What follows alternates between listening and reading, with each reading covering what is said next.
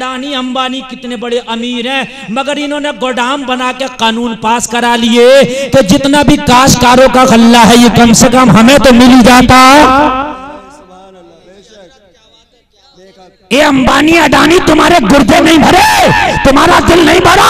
इतने बड़े अमीर हो गए, पेट्रोल पंप तुम्हारे चल रहे, जहाज तुम्हारे चल रहे, हेलीकॉप्टर तुम्हारे हैं, अरे सब कुछ तुम्हारा।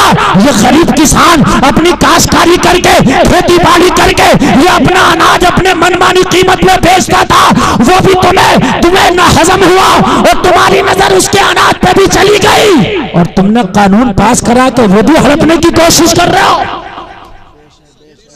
दिल नहीं भर रहा। कानून आज पास हुआ और ये 2 साल पहले इनके गोदाम बन गए। आप देखिए 2 साल पहले इनके गोदाम बन के तैयार हो गए, इनके गुर्दे नहीं भरे। कितने बड़े अमीर हैं ये, जरा गौर तो करो। इन्होंने पूरे मुल्क को तबाह कर दिया, इन्हें तरस नहीं आया, इन्हें इस भारत की जनता पर रहम नहीं आया। इस काश्तकार से पूछो जो 1200-1300 रुपए का एमपीके का एक कट्टा लाता है, 40 किलो 45 किलो खाद कितने में मिलता है उसको? 1300 में। और गल्ला कितने में? आपका धान 1200 रुपए को कोई खरीदने तैयार नहीं था। और ये कानून जब पास हो गया ना, मालूम है पास तो हो ही गया, और जब इसको लागू हो गया तो फिर ये जिस रेट चाहेंगे तुम्हारा गल्ला खरीदेंगे, भंडार करेंगे, फिर जिस रेट चाहेंगे तुम्हें बेचेंगे। ऐसे ही होता है। जब जियो का सिम आया शुरू में है तो फ्री में है?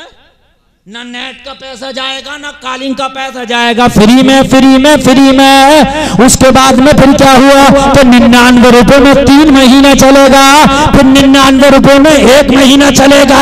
अब 199 में 1 महीना चल रहा है। बिल्कुल यही तुम्हारे अनाज का होना है।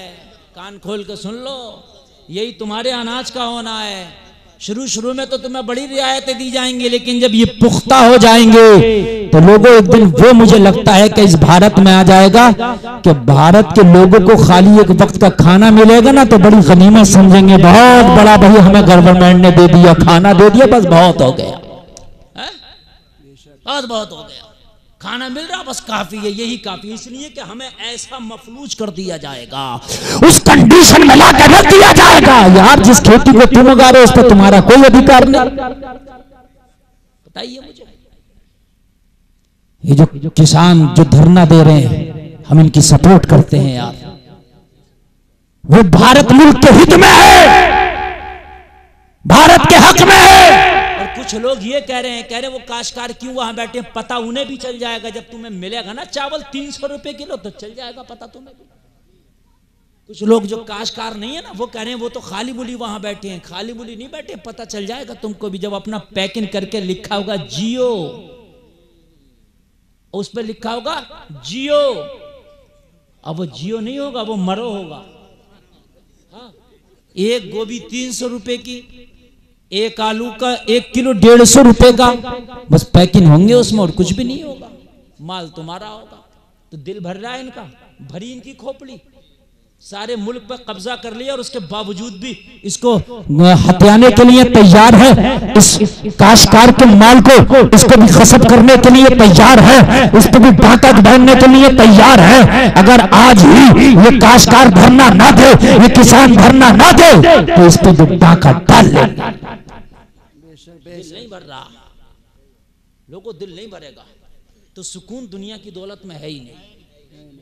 अगर सुकून होता तो फिर ये सुकून से अडानी और अंबानी अपने घर बैठे होते, कहते मोदी जी हमें बहुत दे दिया, हमें बहुत दे दिया, बस अब हमारे लिए कुछ मत करो, हमें हमारे पास बहुत कुछ है, हमसे यही नहीं खाया जाएगा। मगर नहीं, वो उंगली लगातार कि हाँ भाई नया बिल ये पास करो, ये पास करो, ये पास करो। समझ रहे हैं? अल्लाह अल्लाह। जब प्याला भर जाता है ना लोगों तो फिर छलकने लगता है। प्याले में उतना नहीं आता कि जितना उसकी हैसियत होती है, हैसियत से ऊपर नहीं आएगा। 1 किलो के मग में 1 ही किलो आएगा, 1.25 किलो नहीं आएगा। अडानी अंबानी तुम्हारा प्याला भर चुका है। अब ये भारत की जनता जिस दिन जाग गई ना तो उस दिन ये प्याला छलक जाएगा, जो पास में है ना वो भी नहीं रहेगा। कान खोल कर सुन लीजिए आप। वैसे तो कारून के खजाने की चाबियां 70 ऊंट उठा के चलते थे। इतना बड़ा खजाना था, कोई है आज कारून का नाम लेने वाला? न कारून का खजाना है, न कारून का नाम लेने वाला है। ओ मुस्तफा के गुलामा, तो बस मैं यही कहना चाहता, तुम भी दुनिया के पीछे भाग रहे हो, अवानी अडानी भी दुनिया के पीछे भाग रहे हैं। तुम देखो इन्होंने दुनिया का सुकून, दुनिया का करार तबाह कर दिया। लोगों, अगर तुम सुकून चाहते हो तो दुनिया में नहीं है, अगर दुनिया में पड़ गए तो सुकून तबाह हो जाएगा। अगर ओरिजिनल सुकून चाहते हो जिंदगी में, ओरिजिनल मजा चाहते हो, तो बस मुस्तफा के दर पर जाके पड़ जाओ, जिंदगी में सुकून हो जाएगा। तो भाइयों, ये बात हकीकत है कि नहीं है? सुकून कहाँ मिलेगा? अल्लाह के रसूल की मोहब्बत में मिलेगा, इसके अलावा है ही नहीं। एक बात बताऊं मैं आपको, जहां 10 लोग इकट्ठा हो जाए तो कोई किसी की सुनने तैयार नहीं होता है। बोलो बोलो, है कि नहीं है? नथुआ अपनी कह रहा, बथुआ अपनी कह रहा है, कलुआ अपनी कह रहा, मलुआ अपनी कह रहा। लेकिन अल्लाह अल्लाह, मस्जिद में अगर 1 लाख नमाजी भी खड़े हैं तो सन्नाटा है, खामोशी खामोशी है। पता चला कि मुस्तफा के तरीके में ही सुकून है। आप जुमा की नमाज पढ़ने जाते हो, सब खड़े हो गए, जब अल्लाह अकबर कह के नियत करके हाथ बांध लिए तो सन्नाटा छा गया। पता चला सुकून इसी रास्ते पर है, इसके अलावा सुकून कहीं नहीं मिलेगा।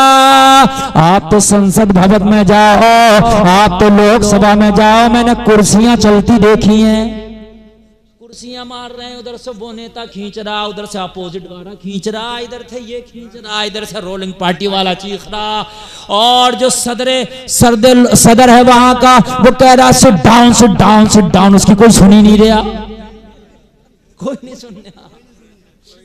कोई वक्त ऐसा होता सुनते ही नहीं है कोई। लेकिन अल्लाह अल्लाह, कितनी बड़ी कुर्सी है कि सदर बना दिया गया, उसको स्पीकर बनाया गया, सदर बनाया गया। लोगों, बहुत बड़ी कुर्सी है, लेकिन एक वक्त आता है तो उसकी कोई सुनने तैयार नहीं। मगर मुस्तफा का कानून देखो, अगर नमाज में 1 लाख नमाजी है और इमाम ने अल्लाह अकबर कह दिया, सब सुनते ही झुक जाते हैं, एक आवाज में सब कहते नजर आते हैं। यार, इतना बड़ा स्पीकर, इतना बड़ा उसको भेजा, सदर बना दिया लोकसभा का, लेकिन कभी कोई इसकी सुनने को तैयार नहीं होता।